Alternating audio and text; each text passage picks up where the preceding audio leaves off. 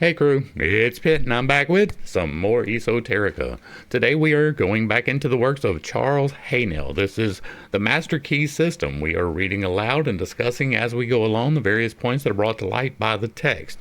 It's not the format for everybody, but some people seem to find enjoyment in it, so you are more than welcome to tag along with us. Before we begin, however, if you are unfamiliar with me, any of my unconventional beliefs, or if at any point in time I lose you in the terminology, there are several playlists that will be linked in the corner above, in the box down below, along with the original source material so that you can get a better understanding of who I am and why I stand where I do. With that being said, we are going to dive into the Master Key System, Part 2. Part 2 tells how and why the operations of the mind are carried on by two parallel modes of activity, the one conscious and the other subconscious. It explains why the thought processes of the subconscious are the theater of the most important mental phenomena. Why ease and perfection depend entirely upon the degree to which we cease to depend upon the consciousness. It explains the origin of all great, noble, brilliant thoughts and ideas, why we find ourselves sometimes endowed with tact, instinct, courage, sagacity, and inspiration. In fact, it tells of a vast mental storehouse in which 90% of our thought processes originate. It explains also how this vast mental storehouse may be placed under the supervision and in the keeping of the conscious mind. It tells why those who are familiar with the laws governing in this larger mental domain are enabled to accomplish, to achieve, to become writers, authors, artists, ministers, captains of industry, and why all the others must necessarily remain less than 10% efficient. Introduction, Part 2. Our difficulties are largely due to confused ideas and ignorance of our true interests. The great task is to discover the laws of nature to which we are to adjust ourselves. The 8 laws of creation are linked above. Clear thinking and moral insight are, therefore, of incalculable value. All processes, even those of thought, rest on solid foundations. The keener the sensibilities, the more acute the judgment, the more delicate the taste, the more refined the moral feelings, the more subtle the intelligence, the loftier the aspiration, the purer and more intense are the gratifications which existence yields. Hence it is that the study of the best that has been thought in the world gives supreme pleasure. The powers, uses, and possibilities of the mind under the new interpretations are incomparably more wonderful than the most extravagant accomplishment, or even dreams, of material progress. Thought is energy. Active thought is active energy. Concentrated thought is concentrated energy. Thought concentrated on a definite purpose becomes power. This is the power which is being used by those who do not believe in the virtue of poverty, or the beauty of self-denial. They perceive that this is the talk of weaklings. We talk quite often about how you are not meant to be in poverty. You are not meant to live a life of entire self-denial. Life is about balance. There are 7 virtues and 7 vices, and you are not supposed to walk entirely in either side of that. You're supposed to be in the middle. You are supposed to find the balance between those.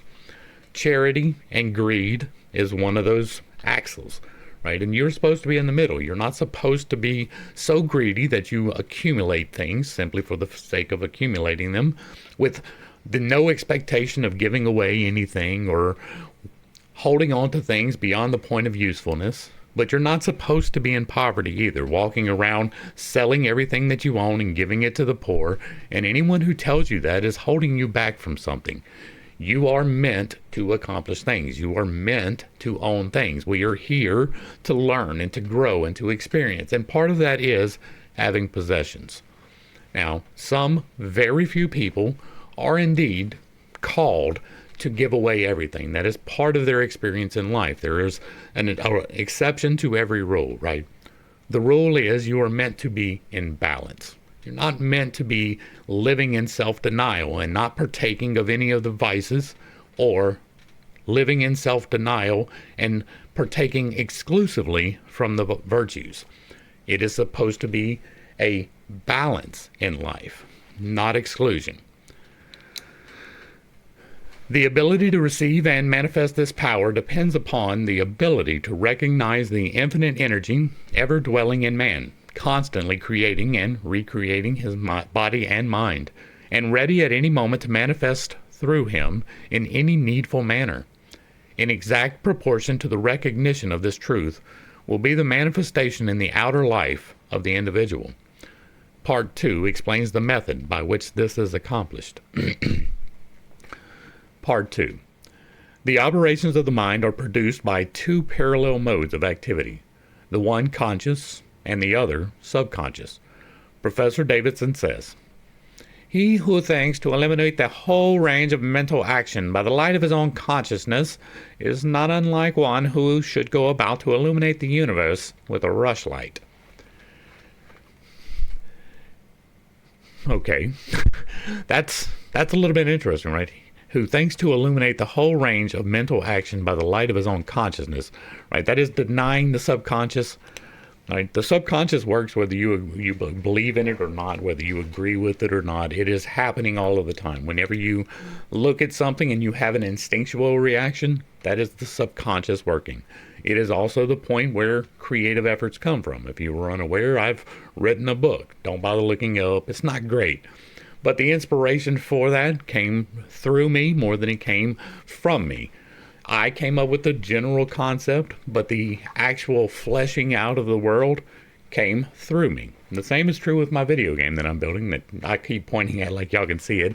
I'm building a video game, and that too is more coming from somewhere else. I have the general concepts, but the filling out of the world comes through the inspiration of the subconscious.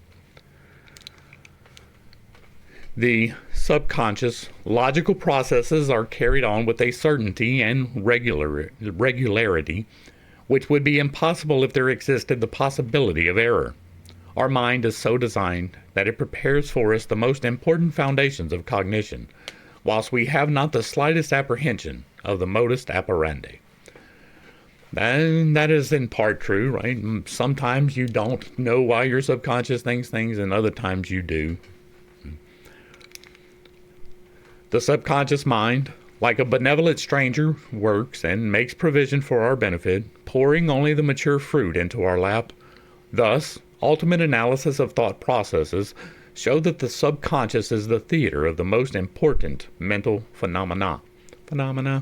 That is true. Again, like that is the part of your mind that is working behind the scenes, and so it manifests more than your conscious thought does. It is through the subconscious that Shakespeare must have perceived, without effort, great truths which are hidden from the conscious mind of the student. That Phidias fashioned marble and bronze, that Raphael painted Madonnas, and Beethoven composed symphonies. We just talked about the fact that the inspiration comes from somewhere else. Ease and perfection depend entirely upon the degree in which we cease to depend upon the consciousness. Playing the piano, skating, operating the typewriter, the skilled trades, depend for their perfect execution on the process of the subconscious mind, muscle memory. The marvel of playing a brilliant piece on the piano, while at the same time conducting a vigorous conversation, shows the greatness of our subconscious powers. And, I don't know, I played music when I was in middle school, right? Up until high school, I played the trumpet. Learning music is like learning a whole different language. It really brings out some other things, but you can keep tempo and play the music and have an idea of what's about to come. And all of these things are kicking around at the same time. That is in part the subconscious, right? The muscle memory of playing A, B, C, D, E, those are muscle memory. That is, you have trained it long enough that it becomes a subconscious thought. That can be true for all of your thoughts. If you think that this is a prison planet, for example, that will continuously play in the back of your mind, and you will be colored in everything that you view through the lens of prison planet. If you live your life as though melanin makes a difference about anything whatsoever, then everything that you look at will subconsciously be tinted with racism. If you look at it as though the government is some big oppressive force that is meant to hold you back, then you will look at this as though it is some kind of a master over you, and that is simply a childish way of looking at things. Shout out Lake and Rose. We are all aware how dependent we are upon the subconscious, and the greater, the nobler, and the more brilliant our thoughts are, the more it is obvious to ourselves that the origin lies beyond our ken. Ken means understanding. We find ourselves endowed with tact, instinct, sense of the beautiful in art, music, etc., of whose origin or dwelling place we are wholly unconscious. The value of the subconscious is enormous. It inspires us, it warns us, it furnishes us with names, facts, and scenes from the storehouse of memory. It directs our thoughts, tastes, and accomplishes tasks so intricate that no conscious mind, even if it had the power, has the capacity for. We can walk at will. We can raise the arm whenever we choose to do so. We can give our attention through eye or ear to any subject at our pleasure. On the other hand, we cannot stop our heartbeats, nor the circulation of our blood, nor the growth of stature, nor the formation of nerve and muscle tissue, nor the building of the bones, nor many other important vital processes. This is the difference between the Trinity, right? The body, the soul, and the spirit. The body is the temple. It is the part that you navigate, that you can walk through life at will. You navigate it through 5D space. You can choose to raise your arm. That is because your soul makes the decision, hey, I want to raise my arm. But you don't actually do that. It is actually the Holy Spirit that allows that to happen. It is the part that keeps your heart beating. It is the part that keeps you breathing. It is the part that turns your food into fuel. It is the part that dispenses the oxygen to your blood and your circulation. That is the Holy Spirit. That is separate from you. Truth. That is the part that builds the muscle tissue. It is the part that makes your bones. True. That is separate from you. You don't get the decision in that. But you can take a small measure of control. You can hold your breath. You can decide to raise your heartbeat and your blood pressure. That is a possibility. You can do that. You can decide that you don't want to participate in eating for a couple of days. That's called fasting, and it's how you become more in tune with that Holy Spirit. So you do have a small measure of outward control over these things. You can do exercise and increase your heart rate, and you can do meditation and slow it down. You have a small measure, not the full control of, and that is what I am here to teach you, right? That you can take a small measure of control of the Holy Spirit. It is not yours. You don't get to have the complete control worldwide over that, but you do within yourself. It is through prayer, fasting, and meditation that it is achievable, but it is most definitely achievable. If we compare these two sets of action, the one decreed by the will of the moment and the other proceeding in majestic rhythmic course, subject to no facilitation but constant at every moment, we stand in awe of the latter and ask to have the mystery explained. I just did. We see at once that these are vital processes of our physical life, and we cannot avoid the inference that these all-important functions are designedly withdrawn from the domain of our outward will, with its variations and transitions, and placed under the direction of a permanent and dependable power within us. Of these two powers, the outward and changeable has been termed the conscious mind, or the objective mind, dealing with outward objects. The interior power is called the subconscious mind, or the subjective mind. And besides its work on the mental plane, it controls the regular functions which make physical life possible. It is necessary to have a clear understanding of their respective functions on the mental plane, as well as of certain other basic principles. Perceiving and operating through the 5 physical senses, the conscious mind deals with the impressions and objects of the outward life. It has the faculty of discrimination, carrying with it the responsibility of choice. It has the power of reasoning, whether inductive, deductive, analytical, or syllogistic, and this power may be developed to a high degree. It is the seat of the will, with all the energies that flow therefrom. Not only can it impress other minds, but it can direct the subconscious mind. In this way, the conscious mind becomes the responsible ruler and guardian of the subconscious mind. It is this high function which can completely reverse conditions in your life. Not only can it impress other minds, but it can direct the subconscious mind. Yes. Okay, yeah. You can, through the development of your thoughts, change the way that your subconscious thinks. I used to be one of those people, right? Like, I was a freedom fighter. I wanted to damn the state, burn it all down. Don't tread on me. However you want to look at it. I was a libertarian. I voted Libertarian and Green Party all the way up till 2016. I was one of those people. And it was my conscious thoughts of the way that I had been raised that led me into that, right? It was very anti-authoritarian, and if you want to understand the why, you can check out the origin video. But I was that way, and it wasn't until I actually spent the time digging into the root causes of things and understanding the underlying nature of things that I began to understand that that was a not great way of thinking.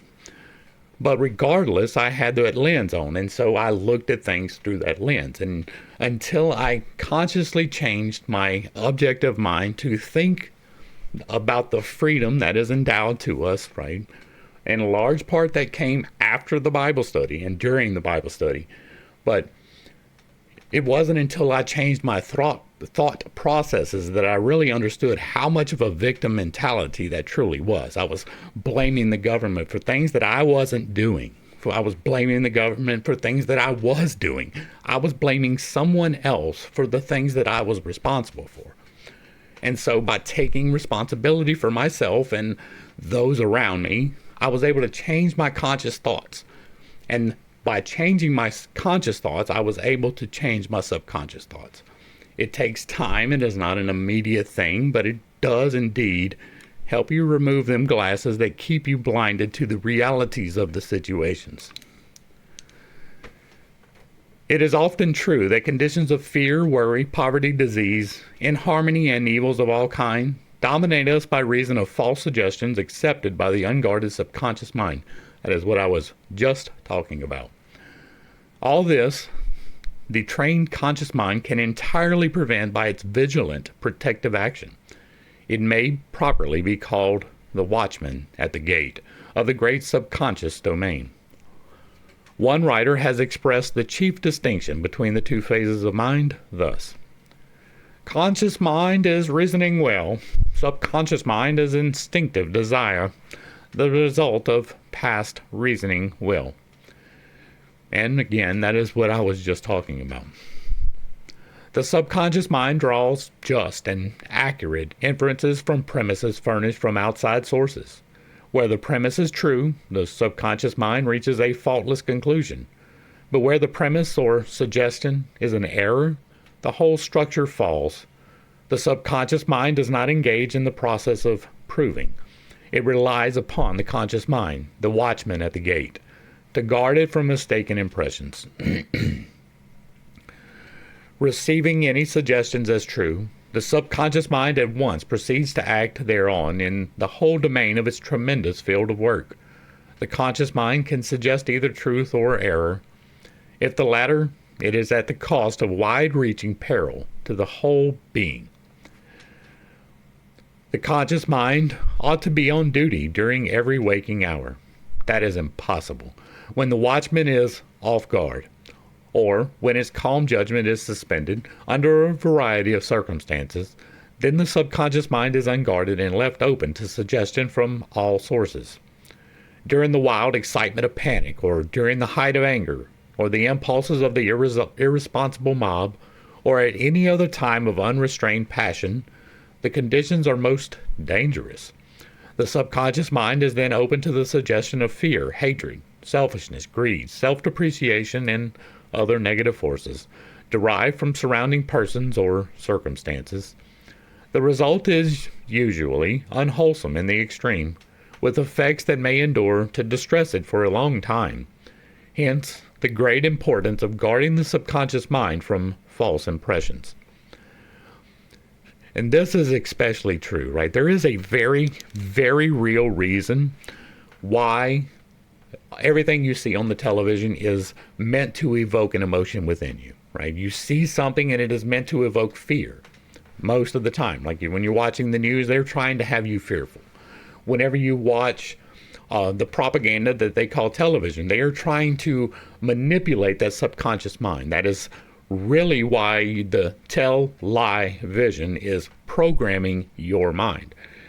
They are treating something with a triviality, right? Like, I'm trying to pull a specific example, but I haven't watched television in a very long time. But the alphabet soup that is the current thing these days is predominant on the television, right? They are pushing in every single show. There is at least one person who is of the other persuasion. And by the other persuasion, I mean part of that 3% or less of the population who are same-sex attracted. They are trying to normalize that. Now, I'm not saying, and I never will say, that it is an abomination, right? There is no, oh, it's terrible. I think that God created you that way, right? If you want to wake up and brush your teeth with a penis and you're a dude, that is not something that you decide. That is something that happens, right? You don't just wake up randomly one day and say, you know what? I want to stick something in my butt. That's just not a thing that happens. It is something that you have to be born with the desire for that to happen. And so what they do on the television is try to make it seem like it's much more prevalent than it is. And because of that, people are making that decision, but it is a subconscious decision. They're not actively saying it. They're saying, well, the TV said it's okay. And so it becomes normalized. And by making it normalized, there are more people partaking in the wrong way. By that I mean, they are choosing the degeneracy behind it. My very first wedding that I performed was for a same-sex couple, and it was till death do they part. It was 12 years before one of them died from an unfortunate circumstance. But they had been together for 20 years prior to that. They were in a loving, committed relationship. Neither one of them was there for the debauchery. They were there because they were genuinely attracted. Nowadays, what we have are people rebelling against authority. And by rebelling against authority, they embrace the things that make authority mad. That is, in large part, the things that we see on TV. The whole melanin makes a difference. That is a mindset. I don't care how much melanin you have. It really makes zero difference in anything ever in life if you don't give power to it. But if you give power to it, then you're part of it. It is part of the programming that is coming through your television. They are telling you, oh, this man is racist, and so you shouldn't vote for him, and that's stupid. They're telling you, oh, well, she has a vagina, so you should vote for her, and that is stupid. There is a wide variety of the things by which you are being programmed in your subconscious mind. These things are on TV and they're innocuous. You don't understand that this is like, it's not true representation if it is pushed in at a bigger level, right? If there is 3% of the population that is a certain way and they appear in every show, that's not a representative, right? That is a forced indoctrination.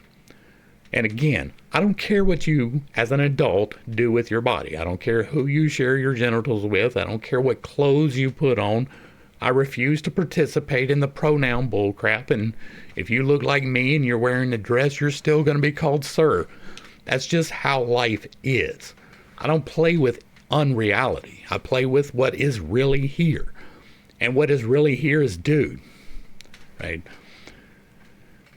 The subconscious mind can be manipulated. You being relaxed, watching television, allows them to manipulate you. You participating in the riots or the protest or the various activities that are encouraged for resistance is influencing your subconscious. The people that you hang around influence your subconscious. Your friends' beliefs, even if you are at first completely against them, will slowly be shaped to accept something that you really don't find acceptable. And again, this is not to express hate towards anyone. I believe that you were created the way that you were created, to live a full, successful, happy life. outside of the fear and the control of the propaganda. But you can't be fully in control if you do not understand that it is propaganda, that you are being manipulated, that you are being pushed in a certain direction. And that can go for some of the freedom fighters too. They're out there just as much pushing fear, pushing greed, pushing self-depreciation, pushing the negative forces. You need to overcome that, right? If you are watching me on this channel, you are searching for something better. You can claim it. It is yours. You simply have to put in the time. The prayer, the meditation, the fasting, those are important. Keeping your mind focused on the positive is just as important. Not participating in the fear and the hatred is just as important. The subconscious mind perceives by intuition. Hence, its processes are rapid. It does not wait for the slow methods of consciousness reasoning. In fact, it cannot employ them. The subconscious mind never sleeps, never rests, any more than does your heart or your blood. It has been found by plainly stating to the subconscious mind certain specific things to be accomplished. Forces are set in operation that lead to the result desired. Here, then, is a source of power, which places us in touch with omnipotence. Herein is a deep principle which is well worth our most earnest study. And that is also true. You can program yourself in the exact same way that the TV does.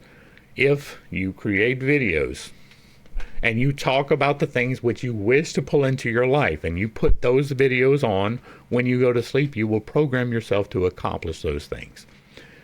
Your mind will assimilate them even if you are not consciously hearing them.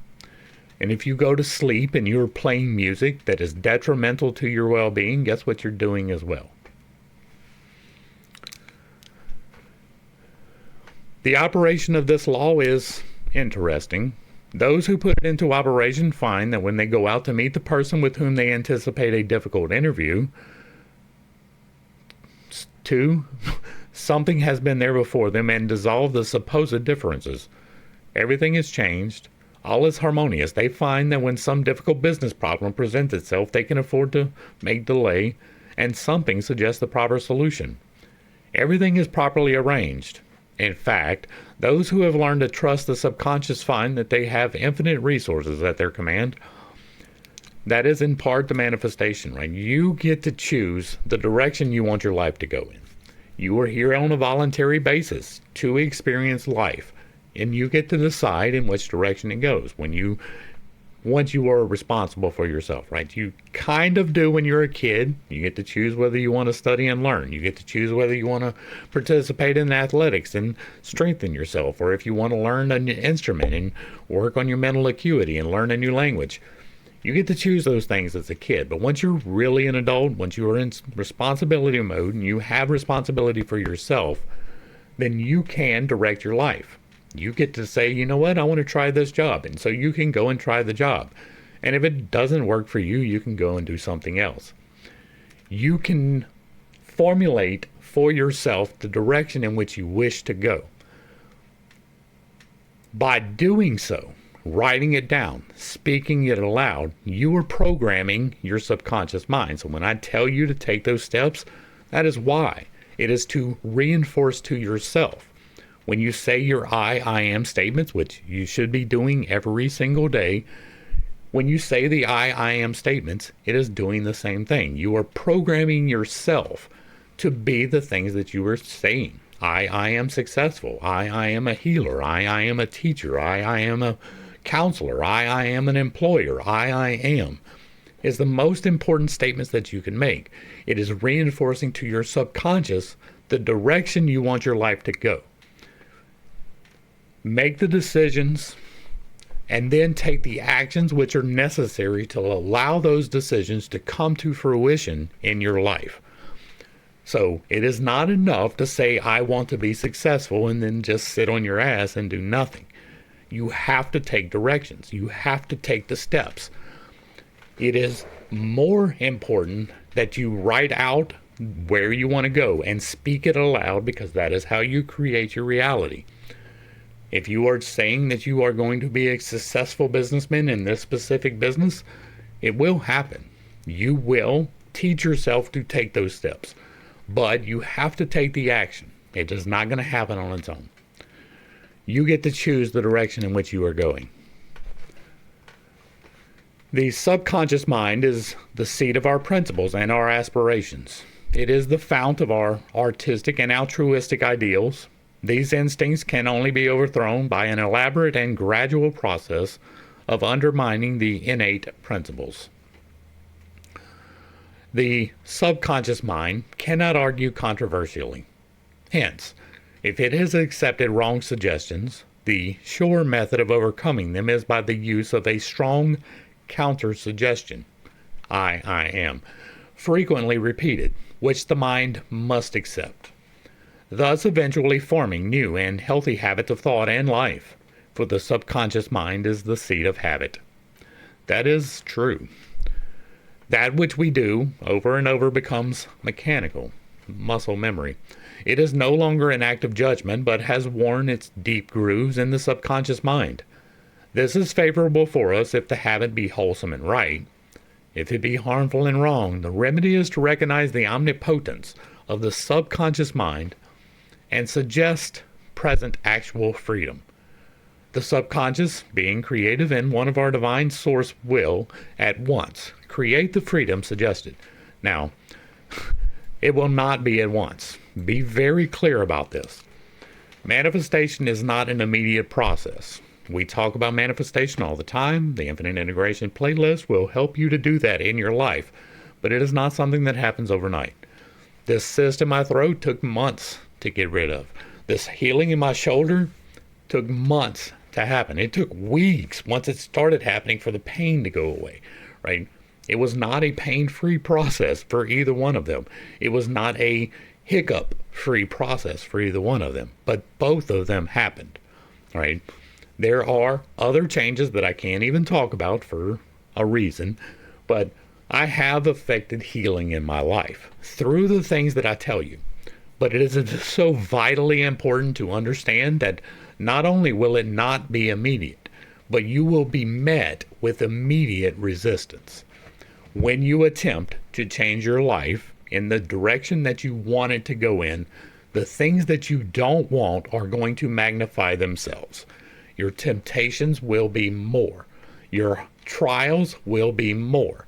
The hurt will be more. It is testing your resolve. It is seeing if you truly want the things which you are speaking.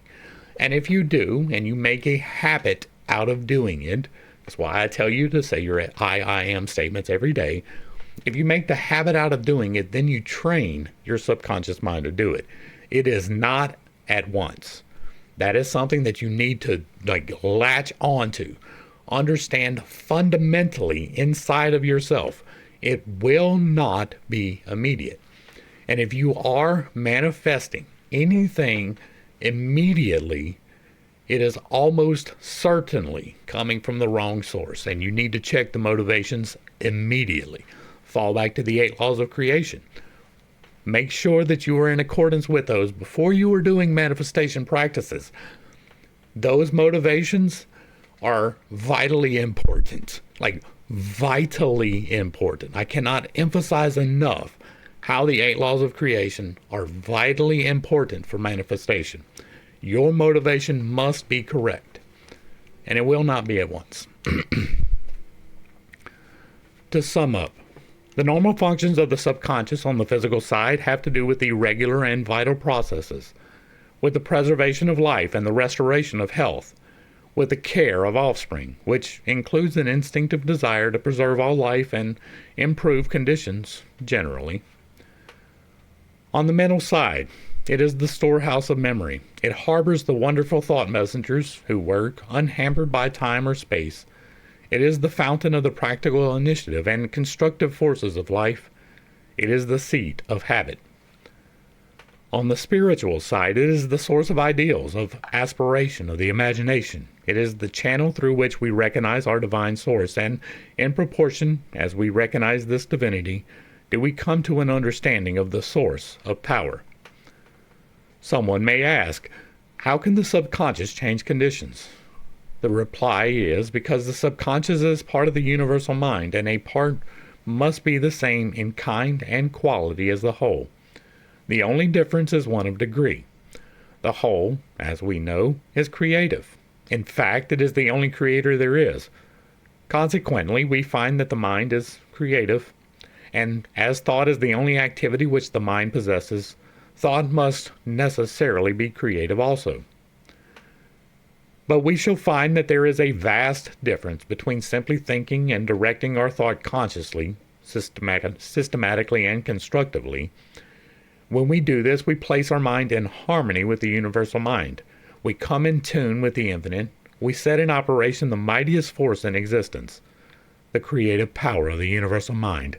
This, as everything else, is governed by natural law, and this law is the law of attraction, which is one of the 8 laws of creation, and is probably not even interpreted in here correctly, which is that the mind is creative. That is not the law of attraction, right? This law is the law of attraction, which is that the mind is creative. No. Like attracts like. That is the law of attraction. And will automatically correlate with its object and bring it into manifestation. In part 1, I gave you an exercise for the purpose of securing control of the physical body. If you have accomplished this, you are ready to advance. This time, you will begin to control your thought.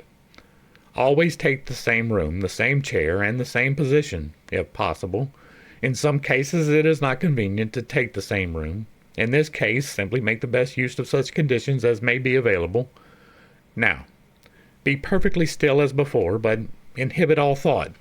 This will give you control over all thoughts of care, worry, and fear, and will enable you to entertain only the kind of thoughts you desire. Continue this exercise until you gain complete mastery. This is meditation, right? That's what this is. Now, what I recommend for meditative practices is to sit comfortably.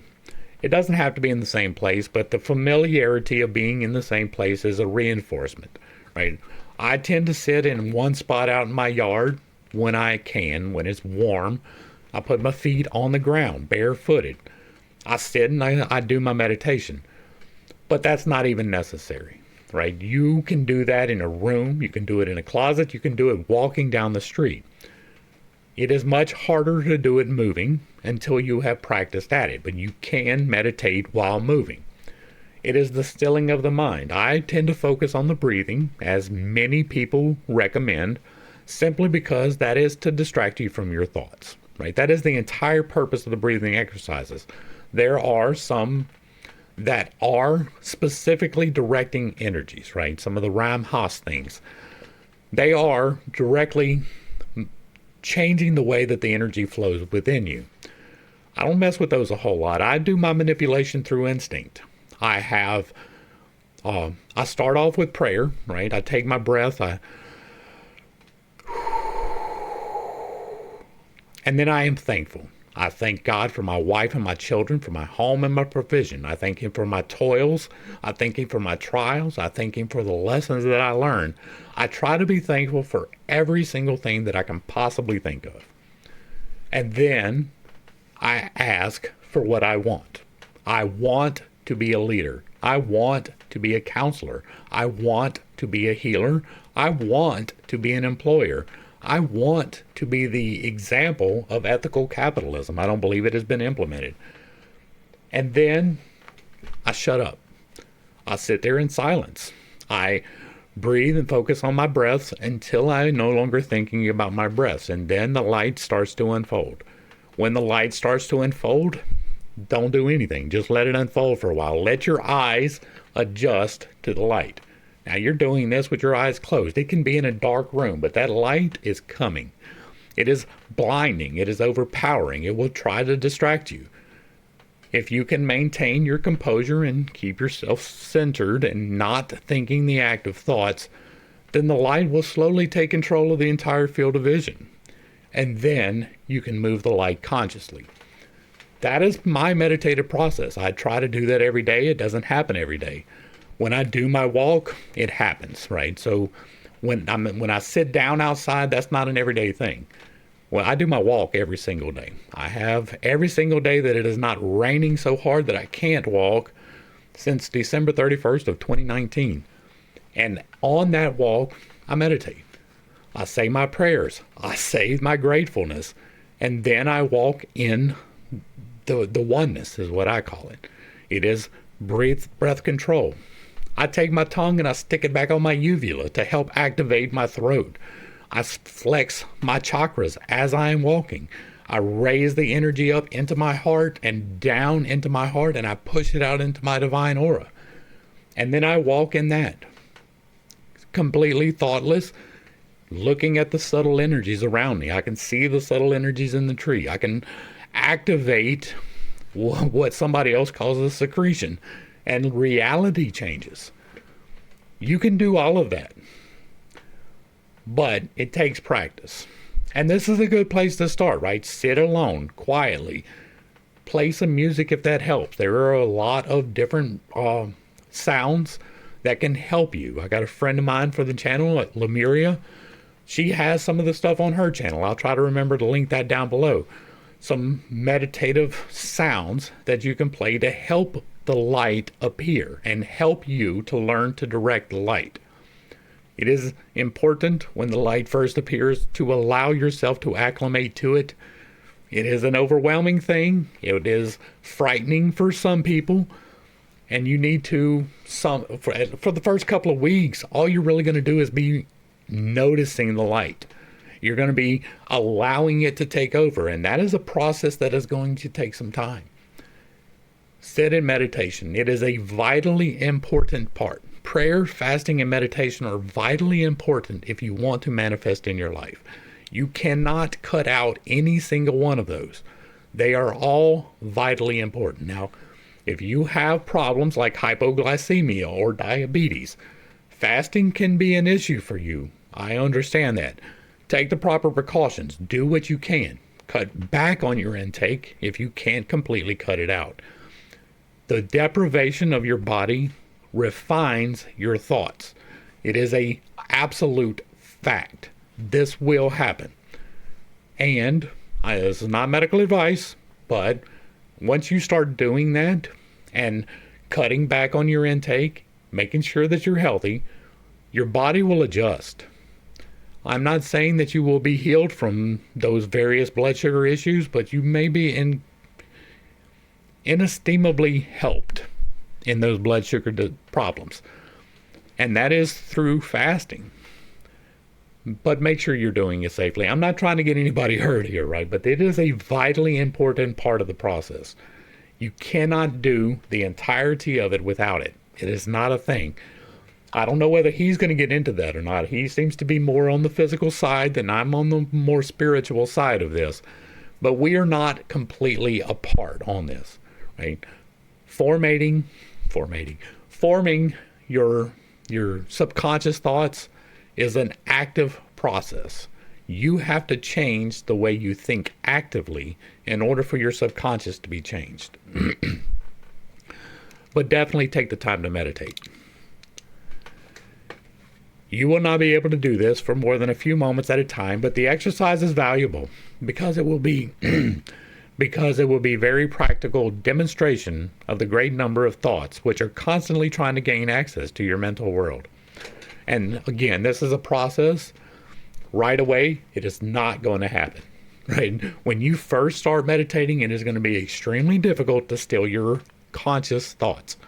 Right? Your subconscious thoughts is spirit, God talking to you.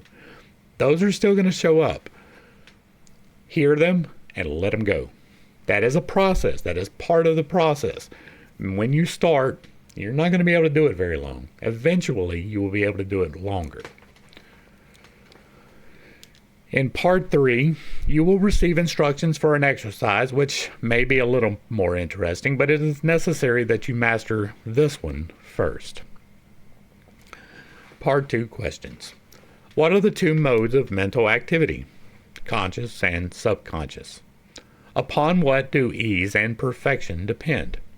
Ease and perfection depend entirely upon the degree in which we cease to depend upon the conscious mind. That is in part true, right? Taking out your fears and your thoughts is part of it, but those fears and thoughts are in large part subconscious and instinctual. It is only through the conscious mind that you can reshape the subconscious. What is the value of the subconscious? It is enormous. It guides us, warns us. It controls the vital processes and is the seat of memory. What are some of the functions of the conscious mind? It has the faculty of discrimination. It has the power of reasoning. It is the seat of the will and may impress the subconscious. How has the distinction between the conscious and subconscious been expressed? Conscious mind is reasoning will.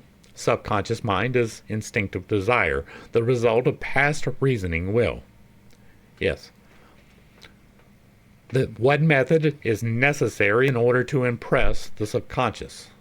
Mentally state what is wanted, and that is true, right? You need to be saying in your mind that you want this, but you need to speak it aloud too. I know that if you're around people, that can be a little bit intimidating, but isolate yourself. Speak your I am statements. It is vitally important, if you wish to achieve this, at least in my opinion, to say these statements, right? It really does. And even if you don't use the ones I do, right? The I am, I say that for reasons, but not everybody believes the same way that I do, so you don't have to, but you do absolutely need to speak what you want out loud. The toroid that you create when you speak surrounds you and envelops you and creates your reality. What will be the result? If the desire is in harmony with the forward movement of the great whole, forces will be set in motion which will bring about the result.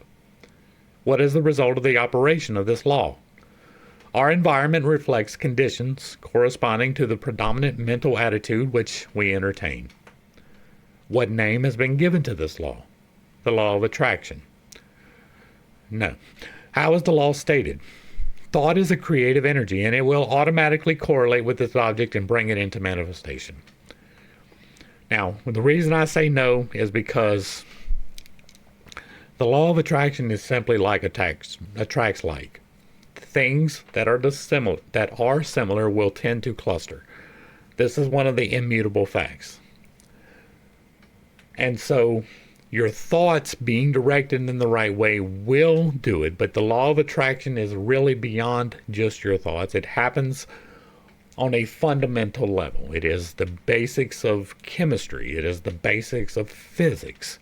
And so it is an overarching thing and not necessarily subject entirely to you. I don't even really like calling it the law of attraction when we're talking about manifestation. I mean, you're shaping what you want to appear, so in a way it is, and you need to have that motivation clear in your mind. That's why I refer you to the 8 laws of attraction, or the 8 laws of creation. But it is not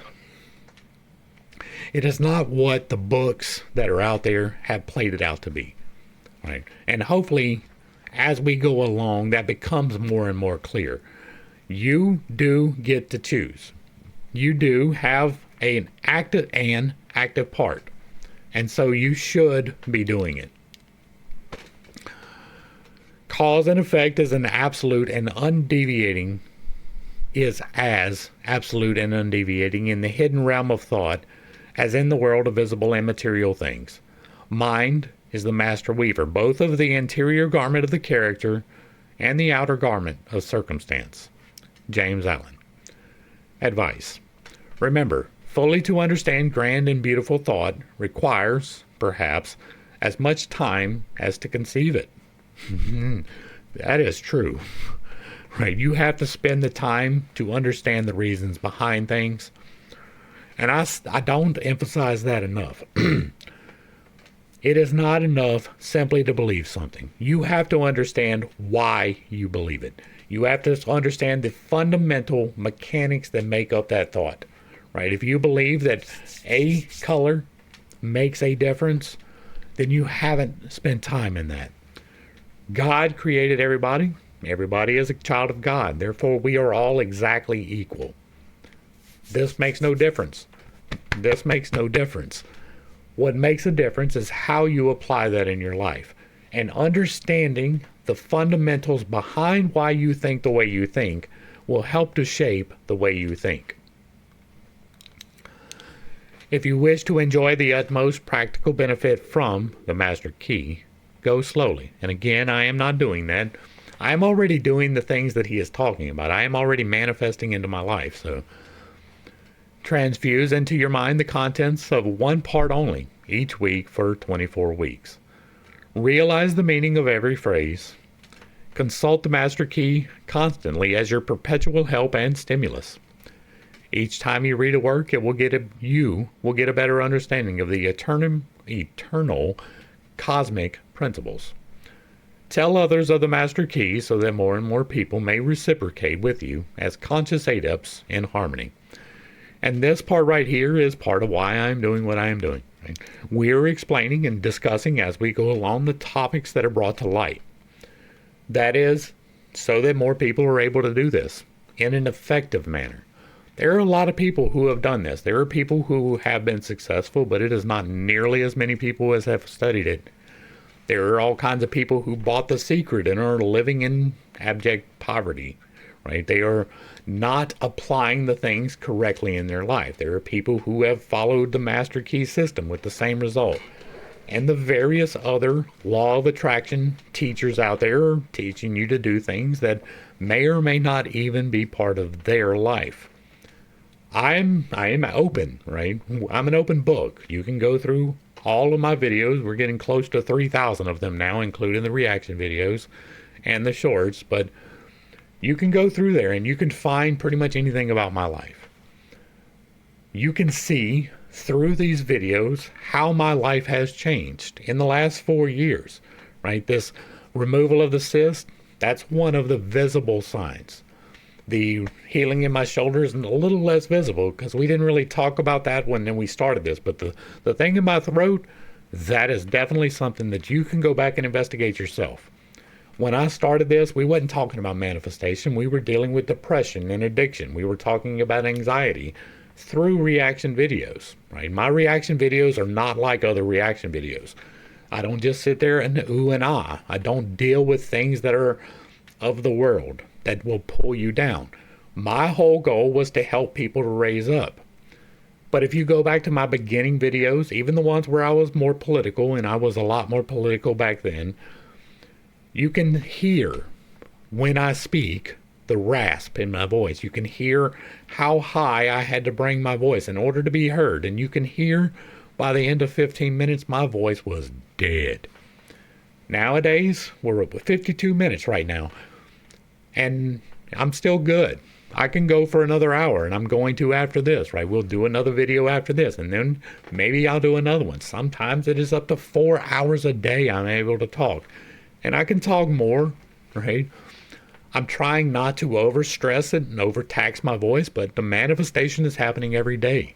More and more every day my voice is getting better. But the removal of the cyst, that did not happen until I embraced this path. Until I started manipulating the energies, until I started doing the meditative practices that I tell you about. And you can go back and watch the progress. You can watch the weight fall off of my face from my first videos till now. You can watch my mental attitude change over the course of the last 4 years. You can see the direction of my life change. And the manifestations are happening every day. But they were not immediate. They didn't happen just because I wanted them to. They happened because I took the action. They happened because I invested my energy and actually did the work. I did the prayer. I did the fasting. I did the meditation. I did the work. And so you can witness it. You can witness me talking to you right now. That is a miracle. You don't have to believe that, but I do, because it has changed my life on a fundamental level, right? I wasn't able to sing in my own voice.